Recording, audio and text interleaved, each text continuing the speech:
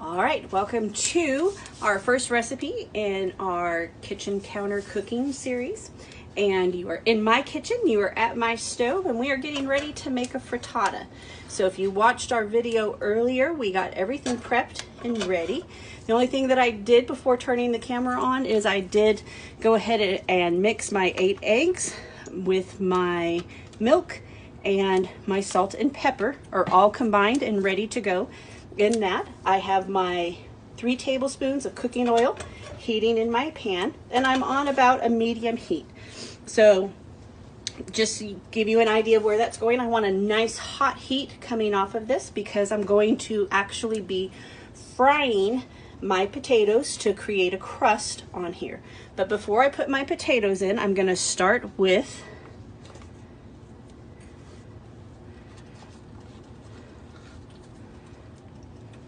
about half a cup of diced onion. And I got a little bit of water on mine because my onions were soaking in some water. So we may be spitting at us a little here, a little bit.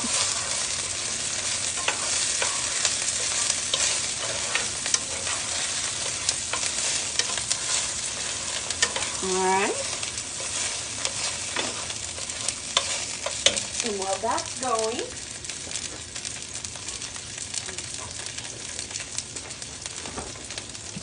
I'm going to get my sausage cooking here on the back.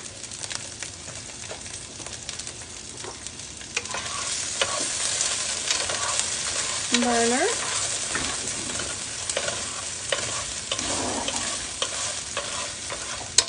Alright. So what I'm looking for on these onions, I want to cook them until they are clear. They become translucent. So right now they're very white still. But as they cook, they're going to become more translucent, and that tells me that they're softening up and that they're releasing a lot of their flavor down into the oil. So when I'm just going to stir them around here, making sure that that flavor blends in really well with my oil. Here on the back burner, I'm going to put about half a pound of sausage going. So this is a regular 16-ounce country pork breakfast sausage. I'm only going to use about half the package.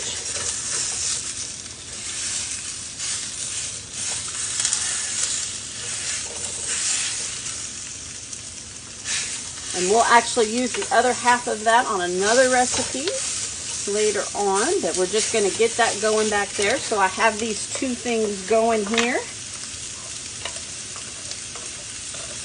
Right, one of the things that I found that helps my ground meats, whether they're sausage or ground beef, kind of cook a little faster and cook a little more evenly, is if I can cook them with some steam. So I'm going to add a couple ice cubes to that back there, and that's just going to steam my meat as I go. It's really great also if you're having to cook from frozen. So if you're cooking from frozen, your ground beef, your sausage, your ground pork, whatever kind of ground meat you have going, if you add about a cup of water to it while you cook it, the water cooks off, but it steams that frozen meat, helps it defrost while it's cooking, and you can get to your recipe and to what you're cooking for dinner a lot faster, even if you forgot to pull your meat out of the freezer. So we're going to let that keep steaming a little bit, and we'll keep working here on these onions as well.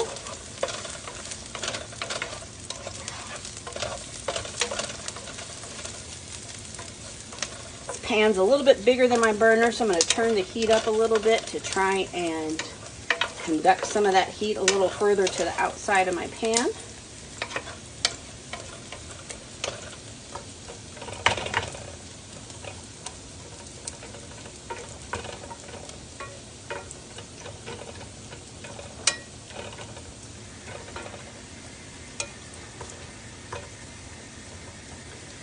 We're going to shut off the camera for a few minutes so you don't have to sit here and watch my meat cook. It's kind of like watching my ice melt.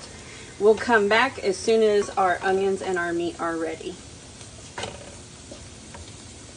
All right, our onions are finishing up here.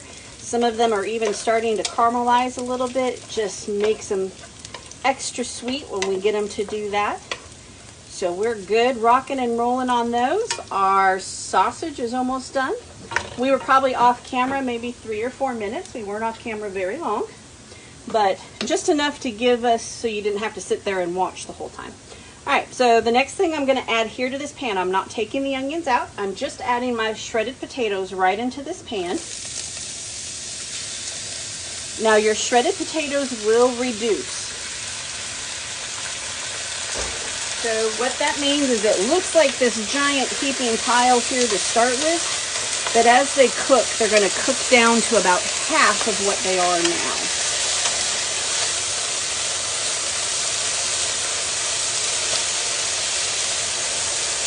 Alright, so I'm just going to use the back side of my spoon. I'm going to press them in there for a little while. I'm going to let them cook. And then I'm going to stir them up so that some of that toastiness that's on the bottom flips up to the middle. We'll let them cook a little bit longer. And we will add our other ingredients to it in just a minute.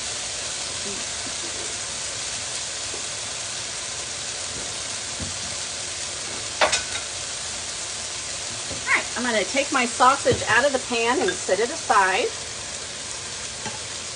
I don't want it to overcook because it is going to continue cooking when it's in the frittata.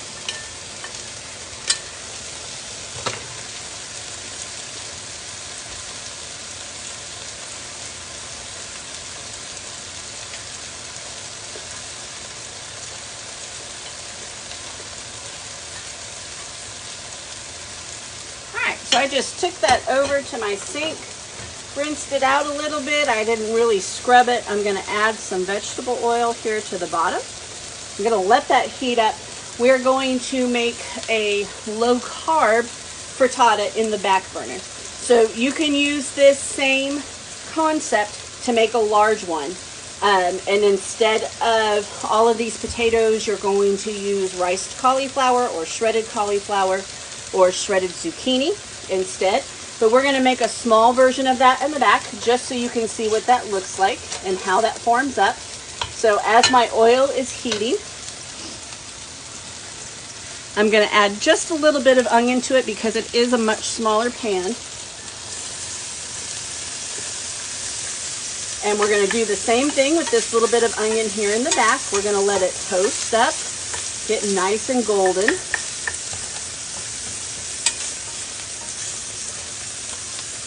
And as my potatoes cook, they start to change from this deep fleshy color. They become a little more translucent. And so you're looking for that to come all the way through. You'll also notice that on the bottom side, it will start to toast up. It'll start to brown and get nice and crispy, and we want that to happen, okay? So we're gonna let this toast up. We're gonna let these potatoes keep steaming a little bit. And we're going to get a low carb or no carb, very reduced carb frittata going here in the back. It'll be like a small personal size one. So it'll be about the fourth of whatever I put in this big pan. So if I put a cup of something in this big pan, I'm only going to put a fourth a cup of it here in the back. So if I'm putting half a cup in the front pan here, I'm only going to put 1 ounce of something here in the back. So that's what I have going, and just a little bit just to make it nice. The smaller pan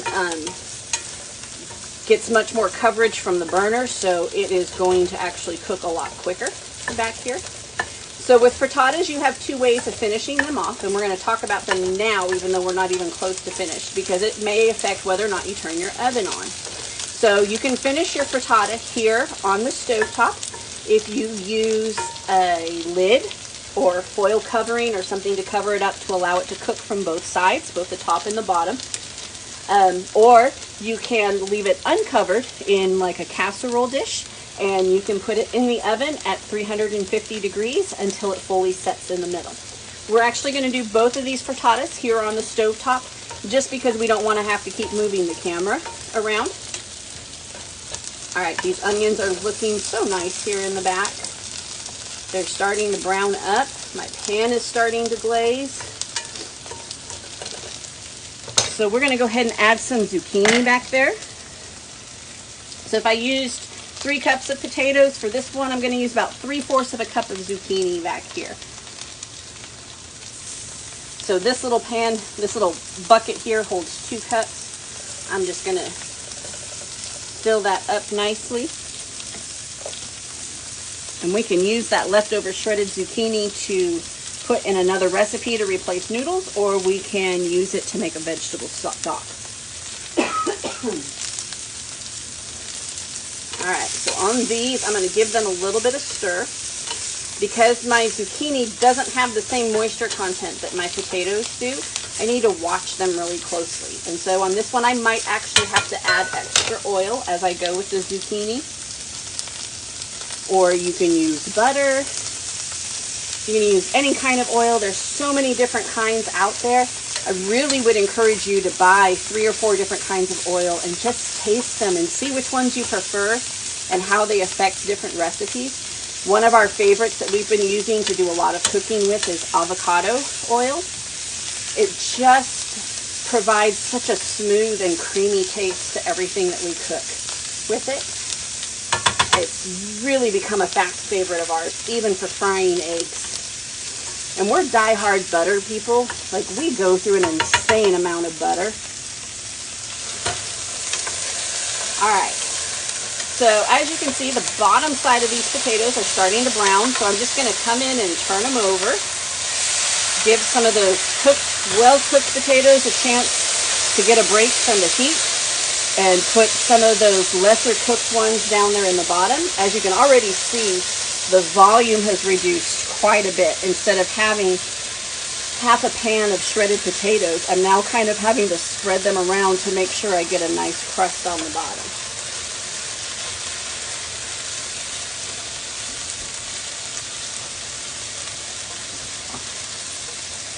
All right. Now, at this point in time, I do have my salt and pepper added, that's in the recipe, added to my egg mixture already. But if you want to add additional salt or pepper or seasoning to your potatoes or to your base, you can do that at this time. We do like to use some different flavor combinations. We use a Cajun seasoning called Tony Chachere's to season quite a few things. At this point in time, if I was making a little bit more spicy type of frittata, I would go ahead and put my Tony Chachere's, my Cajun seasonings in here on my potatoes so that they kind of cook in with the crust and add flavor to that. And potatoes are always good with some salt and pepper. Beautiful color change happening here. Looks like I got a little zucchini over here. It's okay, nobody will die.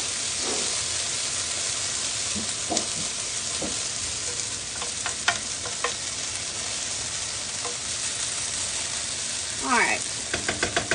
I'm going to tap that spoon off a little bit. I've got my salt and pepper shakers here. Just going to add a little bit to this crust. Salt draws the moisture out of things. So sometimes it can actually help it cook a little bit faster or create a little bit more of a crust on things. All right, this zucchini is wilting up nice and beautiful. All right, so to make a nice crust with this zucchini, because it's not going to set up and stick together like my potatoes do, I'm going to go ahead and add a little bit of Parmesan cheese to these back here. And that Parmesan cheese is just going to kind of give it something to stick together with. And who doesn't love extra cheese? Right? So if you're going for that high protein and you're going for more of a low carb type of diet, just sprinkling a handful on there, a little less than a 1/4 cup, probably about 1/8 of a cup on there. And I'm just going to let that melt together. That Parmesan cheese is going to help the zucchini form a crust as it cooks. And we'll have a very, very lovely zucchini frittata coming here out of the back. So now that I have my base here, these potatoes are pretty close to done. And I don't want to overcook them. I don't want burnt on the bottom. So I'm going to go ahead and start layering my frittata right now. So in this particular one, I'm doing the basic variation. It's the 3 cups of shredded potatoes. I'm going to go ahead and add my sausage to this as well. Again, this was 8 ounces. It was actually a little bit over 8 ounces. And I'm going to sprinkle it around here. I'm going to hold just a couple tablespoons of that back to put in with the zucchini.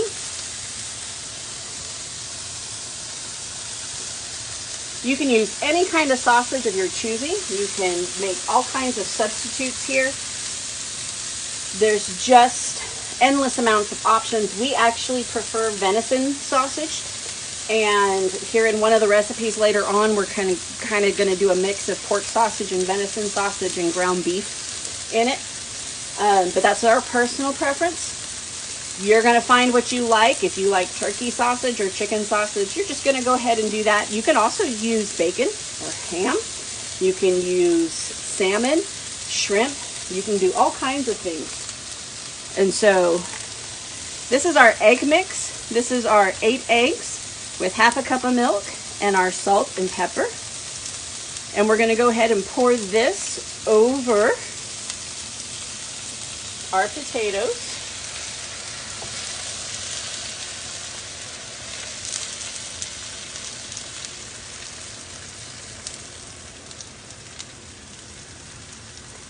Be careful with this particular recipe not to over whisk your eggs. If you incorporate too much air in them, they'll cook up and they'll look really nice and fluffy like a quiche does.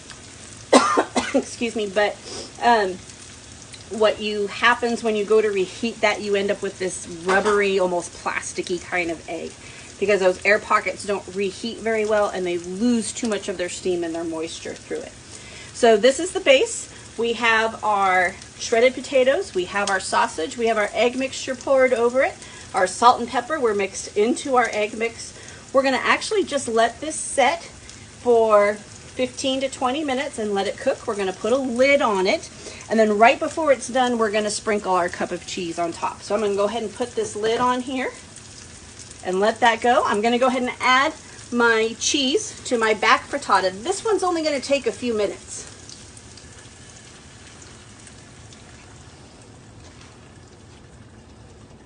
All right, add my cheese back there. Again, my egg back there. I'm not going to put these in the oven, but if I wanted to slow down the cooking process and not have them cook as quickly, I would do that. I would put them in the oven. So we're going to go ahead and put our lid on this one. Wrong size. We need one bigger.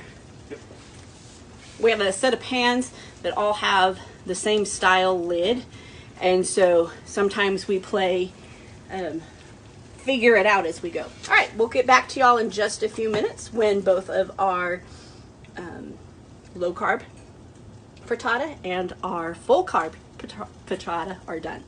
All right, so we're about done. We were off camera maybe 6 or 7 minutes, not very long. Both of the frittatas actually cooked in about the same amount of time. Kind of surprised me, but I did turn the heat down to low on both of them. And we're going to go ahead and add some cheese, let that cheese melt off, and then we will plate right after that. So this is the large frittata. It's got a nice even color all the way across. We're going to add some cheese here to that. Sprinkle it on top. You can use any kind of cheese that you want. If you want to add extra flavor, you could use your jalapeno cheese, habanero cheese, pepper jack cheese, whatever you want to add flavor onto that. You can go deeper in flavors if you want to go with a goat cheese or a feta, Gouda. It is up to you. We're just gonna sprinkle that on there.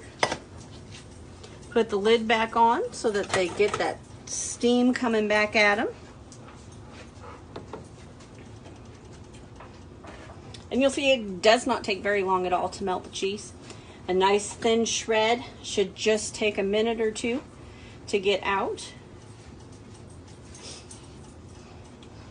All right, so because this one here is more of what I would call like a personal size, might be what one person eats at a time. Ty, was this 2 or 3 eggs that you put in the little one? 3. 3. Okay. So this is just a nice, roll that off the plate. Ah, it came apart. There you go. And we have a zucchini crust on the bottom of this with cheese, egg, sausage, and milk in it. Very high protein, very, very low carb. Again, you can add any flavor profile to that you want. You could make it spicy, you could make it extra savory or sweet, but it's just a great place to get started on the frittata front. I'm gonna hand this one off.